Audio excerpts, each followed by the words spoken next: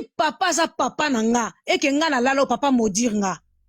noki mawa abi soki na lala na yo ata likanisa ko kangwa ta soutien papa modir nga na kufa pourquoi papa kaniseli nga mabe na sali papa ni papa bebseli nga réputation na obima na shilo c'est ma petite sœur mama na ozwa likanisi wana wapi na na sali makambo nyonso linda bilika tanga te aza pene kende kotala baleki na yo na lingi na nga to ya lisusu ekoma lisusu ke oyaki kotala nga na hôpital ke ozo conseiller nga lokwa mobali na nga dina bibwe noko pati linda aza mutu toza ben parfait to na berreur elaki se toki passé na ngeza mabe obalingo komo rappeler passé na nga moi si nyonso aza na passé na ye to na bato musu babala bango vierge to boyi te to na bato musu basala pe ba vie mobali azwi soki mobali déjà zwi yo ayebi déjà passé na o nyonso eke obombeli eloko te akwa bona kati ya libala obanda kotangela nga passé na nga air nyonso eleki kobeta ozo traumatiser nga moralement et puis ozo su kobeta nga traumatise olinda aza nango siko kakola ayebeke linda aza mabe alandeleki linda nini abotisi ye bana nyonso pourquoi et puis linda ayaka kobomba kakol chaque fois la télé mais linda kanga kakol na basi combien de fois aboti tina ba danseuse abimi tina ba cousine na kati ya famille akoti linda kakol apandi famille ya linda abima na bande kwa linda abima na ba danseuse abima na batu na maison mère linda kaka ko protéger na télévision te mobile nani mwasi malamu linda zo mwasi malamu zo protéger na mabenyoso akena alali liba ababundi na kakol akepa bango lobi na ngazonga kuti kakol na mbeto na chel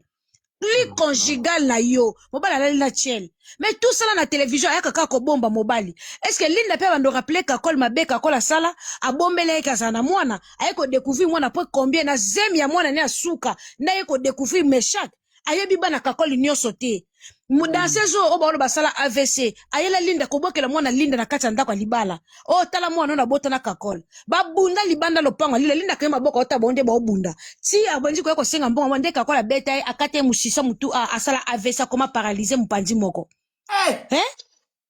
nde kakola beta fi wana na minute so famille zaki famille mbongo mais kakola kenda prison mais ba famille pauvre oh mwana zaki danseuse akeko zo zema mutu mobe mutu nga beta akate nera mpanzi lelo mwana na koma paralyser liboko ekenda lobogolo kolekenda mundo ekenda mobali mutakomisa ebongo siko linda bando rappeler ya makamna so ya masala ke to boy violence ya violence ya modelo yo ya kobeta mutu mbanga nyonso ekangami mutu nyonso makila ozana wa les et comme de trop vas etonda na mukolo moko te ba papa soko ebida ke mwasi anaza mabe ko approcher yete poko mako sidika na ndaku mibali bazaka couche avec toi akomi ko réfléchir nani susalala ki avanga quand il couche avec toi jalousie komi ko mata akomi ko tala komi ko take nani opa bimaka na ye bilengi onga no yoka nani opa yoka kango alabandi ko beto na ba colère ba ex yo linganga zwanga place yo zwinga yo tala siko place yo zwinga comportement na nga tina suka na nga ndewe ko jijenga mwasi amelaka au melate ndenge nini fa melaka masanga parce que yo zana ndaku te ako melate ndenge ni bambande pai makambo ebele pai ako melate ndenge ni Patrick ta musu consolation les amours bière ala la pongi lelo zo finga mwasi na yo se na ye solo mwasi na yo se sila gu lelo kakola kokozongela linda na mafingo nyosa fingi linda zanga elenge zanga gu mais moi c'est moi zanga elenge ochake na ndaku moi c'est moi zanga elenge ozobote bana est-ce que un homme peut t'insulter jusqu'à ce point yango ba mama toza basi to ba PDT soki oza mwasi ko toleraka infidélité ya mobalité